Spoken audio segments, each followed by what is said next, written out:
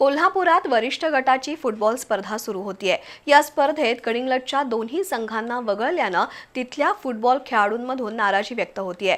याबाबत कडिंगलजच्या सर्व संघांनी कोल्हापूर स्पोर्ट्स असोसिएशनला निवेदन दिलंय। वरिष्ठ गटाच्या स्पर्धेत सहभाग मिळणार नसेल तर ग्रामीण लीग स्पर्धा घेऊन उपयोग काय, असा प्रश्नही संघांनी उपस्थित केलाय। केएसएनं गेल्याच आठवड्यात गडिंग्लज ग्रामीण फुटबॉल लीग घेतली। यात गडिंग्लज युनायटेड फुटबॉल असोसिएशन आणि संयुक्त भीमनगर फुटबॉल क्लबनं पहिला आणि दुसरा क्रमांक मिळवला। या स्पर्धेतील विजेते आणि उपविजेत्या संघाला वरिष्ठ गटातील थेट बाद पद्धतीच्या स्पर्धांमध्ये प्रवेश मिळत असल्यानं दोन्ही संघांनी तयारी केली होती। प्रत्यक्षात शुक्रवारपासून सुरू झालेल्या वरिष्ठ गट स्पर्धेच्या लॉट्समध्ये दोन्ही संघांना वगळल्यानं संघात नाराजी पसरली। काही खेळाडूंनी केएसएशी संपर्क साधला असता त्यांनी संयोजकांकडे बोट दाखवत अंग झटकल्यानं खेळाडूंचा असंतोष वाढला।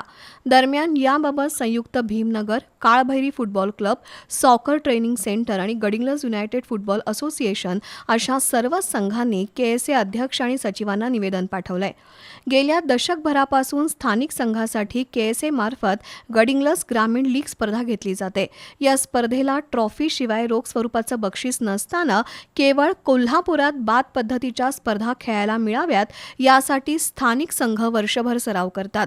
किट, बूट आणि खेळाडू नोंदणीसाठी प्रत्येक संघ लाखाहून अधिक रक्कम खर्च करतो। तरीही या लीगच्या विजेत्या आणि उपविजेत्या संघाला कोल्हापुरात संधी मिळणार नसेल तर केएसए गडिंग्लज लीगला काहीच अर्थ उरणार नाही, अशी भूमिका खेळाडूंनी घेतली आहे। यावेळी काळभैरी रोडचे अध्यक्ष दयानंद पाटील, सॉकर ट्रेनिंगचे किरण कावणेकर, संयुक्त भीमनगरचे विनोद मुनीव, गडिंग्लज युनायटेडचे संदीप कांबळे उपस्थित होते।